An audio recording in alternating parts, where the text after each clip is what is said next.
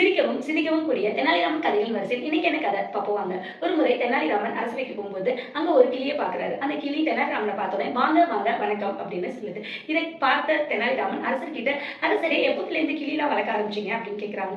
அரசர் சொல்றாங்க, இது ரொம்ப வினோதமான கிளி, எப்பொழுதுமே ரொம்ப நல்ல விஷயங்களை தான் பேசுவோம் அப்படின்னு சொல்றாங்க. அதுக்கு தெனாலிராமன் சொல்றாங்க, கிளிக்கெல்லாம் சுயமா சிந்திக்க தெரியாது அரசரே, நம்ம என்ன சொல்லி தரமோ அதை தான் திருப்பி சொல்லுவோம் அப்படின்னு. இல்ல, இந்த கிளி நல்ல விஷயங்களை மட்டும் தான் பேசுவோம் அப்படின்னு மறுபடியும் அரசர் சொல்றாரு. இதை துளியும் ஏத்துக்காத தெனாலிராமன், இதை என்னால நிரூபிக்க முடியும், அதால கெட்ட வார்த்தைகளையும் பேச வைக்க முடியும் அப்படின்னு சொல்றாங்க. இதை மட்டும் நீ நிரூபிக்கலைன்னா உனக்கு தண்டனை வழங்கப்படும் அப்படின்னு அரசர் சொல்றாங்க. சரின்னு இந்த தெனாலிராமனும் அந்த கிளியை தன்னோட வீட்டுக்கு 2 மாசம் எடுத்துட்டு போற அப்படின்ட்டு கொண்டு போயிடுறாங்க. 2 மாசம் தினமும் அந்த கிளிக்கு உணவு போட்டு, அரசர் ஒரு நிதானம் இல்லாதவர், அவர் ஒரு முன்கோபி அப்படின்னு அந்த கிளிக்கு சொல்லி கொடுத்துட்டே வராங்க.